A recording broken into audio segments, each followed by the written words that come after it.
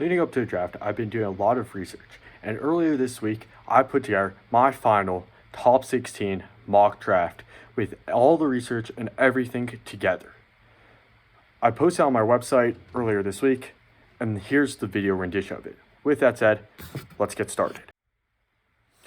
Obviously, with the first number one pick, I have Caleb Williams going to Chicago Bears. Personally, I like Jayden Daniels more for a number of reasons. If you've been following up with my stuff, you know why. However, the decision isn't up to me. It's up to the Chicago Bears, and I don't think they'll be able to pass on Caleb Williams. Obviously, second overall pick, I have the Washington Commanders taking LSU's quarterback, Jayden Daniels. At 3 is where it gets interesting. If you've been keeping up with my stuff, you know that I've been talking about how I think that Jim Harbaugh's setting a smokescreen. There's no reason for him to be looking into quarterbacks at J.J. McCarthy. So the reason he's hyping up J.J. McCarthy is to create a misconception that there's a fourth elite quarterback to try to convince the Patriots to be more open to willing down. As a matter of fact, their GM has said that he is open for business. It's a perfect trade for each side. The Chargers move up in front of the Cardinals to steal Marvin Harrison Jr.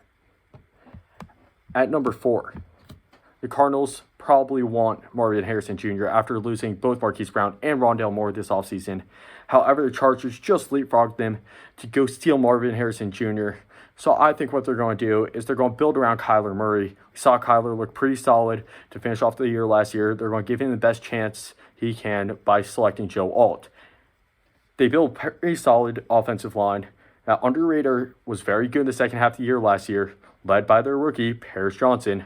I think adding Joe Alt, who could be moved around down the offensive line, makes their offensive line very good and gives them a chance to compete for a wildcard spot in the NFC. At 5, we have the Patriots via the Chargers. And one of the reasons I had the Patriots moving down is because I don't believe Drake May is a great fit for them. He has to sit for a year. He has to develop. Well, the Patriots need a guy now. Their best quarterback on the roster is Jacoby Brissett. They need a guy right now. They're a run-first team. They're a team that likes a game manager. They don't like a guy that's running around doing risky plays. I think that J.J. McCarthy is a great fit for them. I think that, matter of fact, if they aren't able to trade back, they'll take J.J. McCarthy at 3 over Drake May.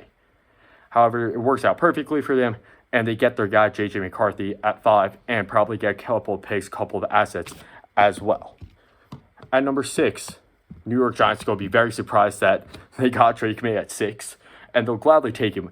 With the way the quarterback market is looking right now, if you could get a quarterback in the NFL, you take your quarterback. You see Kirk Cousins, who has one playoff win. He just got $180 million from the Falcons. The Giants will be more than happy to take a guy that they don't have to pay so much for the next 5 years, especially after the Daniel Jones contract, because they're either going to have to reset after this year and rebuild around a new quarterback and get rid of Daniel Jones, or they're going to need Daniel Jones to have a miraculous recovery and be that guy this year. I don't think he's going to be that guy, especially after losing Saquon. So I think that they're going to have a bad year this year, and then they're going to reset, build around Drake May. He's going to sit behind Daniel Jones for a year or two and learn.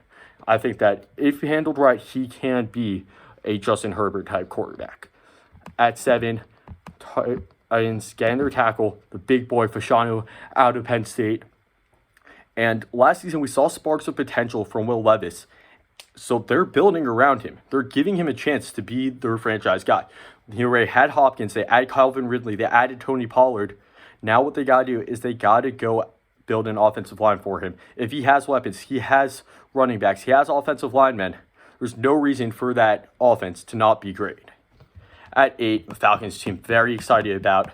They've built their weapons over the past couple of years, drafting Bijan Robinson, drafting Kyle Pitts, drafting Drake London. They've built their defensive secondary by getting guys like Jesse Bates, AJ Terrell. Now they went out. They signed their quarterback. They signed the guy that's going to complete their offense. They have a very solid offensive line. Their offense is going to be complete. What do they need? They need pass rush. They haven't had 10-sack pass rusher since Vic Beasley in 2016. They're going to go get that guy who's going to change that. Out of the SEC, they're going to go get Dallas Turner out of Alabama. At 9, Chicago Bears will be ecstatic that Malik Neighbors felt it. This is really going to complete their offense. We're going to put Caleb Williams in the best situation a rookie quarterback has ever been put in. You're going to have his wide receiver one's going to be DJ Moore. Wide receiver one is probably going to be either Malik Neighbors or Keenan Allen. Then the other will be wide receiver 3. Tight end, he has Cole Kmet. In the backfield, they just got DeAndre Swift. It's going to be a great situation for Caleb Williams to go into.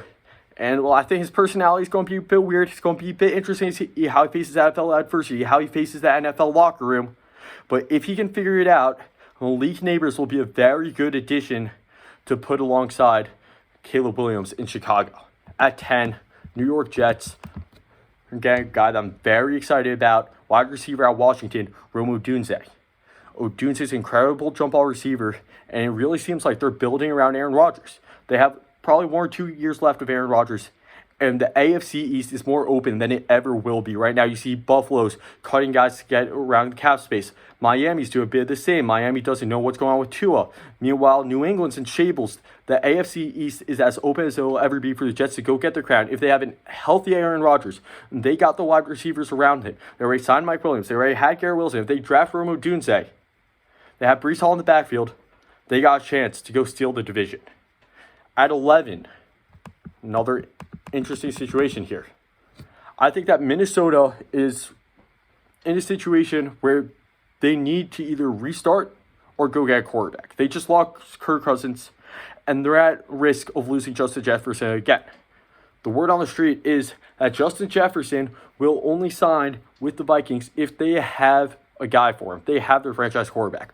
Their best quarterback on the roster right now is Sam Darnold. I'm personally a big believer in Sam Darnold. I think that he's been in bad situations. However, I don't know if Justin Jefferson agrees with me. I don't know if the public agrees with me. And if Minnesota won't be able to move up into the top 5, and I don't think that they have the assets to, they won't be able to move up and get one of those top 4 quarterbacks, they're going to be stuck looking at Michael Penix or Bo Nix. You're not drafting Michael Penix or Bo Nix at 11. They're not good enough. They're not worth it. So I can see them trading back. Meanwhile, Los Angeles, they looked good in the second half of last season. They're getting things moving. They want to go make that jump and get back into contention. Then Aaron Donald retired and derailed everything. If they see Jared Verse fall out of the top 10, they can go up, jump up and snag him, plug and play him right where Aaron Donald was, and act as if nothing happened. Just continue as if coming straight out last year. It would be a great move for the Rams. They're a team that we've seen them say, we don't care about those picks. Sell off the picks. We got to go get our guy. We've seen them do that in the past. I wouldn't be shocked to see the Rams go get Jared Verse, plug him instead of Aaron Donald, and keep on moving with their young core with Puka and with the squad as if nothing's ever happened. At 12, Denver Broncos probably also looking to move down, and they get a bit shocked here. We just saw them trade for Zach Wilson. Zach Wilson will not be the starting quarterback of my Denver Broncos. He just will not. They're going to try and move down, but I think that the Vikings just stole their best trade partner. I think they're going to get stuck, and they're going to have to go and get their quarterback in Bo Nix. Bo Nix is a very Drew Brees-like guy. He's pro comparison to Drew Brees, so hopefully he'll work well in the Sean Payton system. It's going to be a long way back up for my Denver Broncos. Hopefully Bo Nix is the guy. At 13, we saw Las Vegas Raiders. They'll be ecstatic to see Brock Bowers fall into their laps. They recently parted ways with a big pass-catching tight end, Darren Waller. Brock Bowers, very similar weight. Bowers is 230. Darren Waller's weighs 238. Bowers is 6'4". Darren Waller's is 6'5". Very similar frame. I think they plug and play him as if he's Darren Waller replacement. Really bring this offense together. A lot of threats here. Jacoby Myers, Devontae Adams, now great pass-catching tight end. At 4, see another offensive lineman go off the board. See New Orleans Saints. They take J.C. Latham out of Alabama. They're a bit of an interesting spot because they were top 10 in both offensive points and defensive points. Well, defensive points allowed. So they don't really know what to fix. However, they still missed the playoffs. They weren't good last year. So I think they make an investment, get a young offensive lineman who has great experience, especially in the SEC compared to his age. He's only 21. However, he's played, I believe, 2 or 3 seasons in the SEC. Go get J.C. Latham, building piece for your offensive line for the future. At 15, the Indianapolis Colts. The Indianapolis Colts last year drafted a guy who I really like. I'm a big fan of Anthony Richardson. He's a static player. He's electric. He was really good in the entire camp process, entire preseason, and first few weeks of regular season. However, his aggressive playing style got him hurt. So Indianapolis Colts are going to go get Fuago, offensive tackle out of Oregon State, a guy who can block and he can move. He can go block downfield for Anthony Richardson, help him maybe stay on the field, especially after he just gave a big contract to their running back, Jonathan Taylor. Go help a guy, have a guy help out Jonathan Taylor, keep him on the field. I think Fuago is a good investment for the Indianapolis Colts. Might not be as electric or as exciting as they'd like, but it's a good investment. And at 16, to wrap things up, I think Seattle's going to shock the world, especially the Minnesota Vikings, by going getting their guy, Michael Penix Jr. There's a quote before a draft. A good quarterback can hit a door from 30 yards away. A great quarterback can hit the doorknob. Michael Penix can hit the keyhole. Michael Penix from the 20 to 30 yard range, 40 yard range even, has the best accuracy I have ever seen. He's a left-handed quarterback, and he is as good as the top 4 quarterbacks in the draft. He's a high upside if he sits for a year after Geno Smith. And we saw Geno Smith regress after his breakout year in Seattle. He's coming toward the end of his contract. He's a bit older. He's 34 years old. Michael Penix is a good guy to go sit for a bit behind Geno and then ultimately replace him. That wraps it up. We'll see what Minnesota does later. We'll see in 2 days how accurate my mock was. Thanks for watching. Like and subscribe.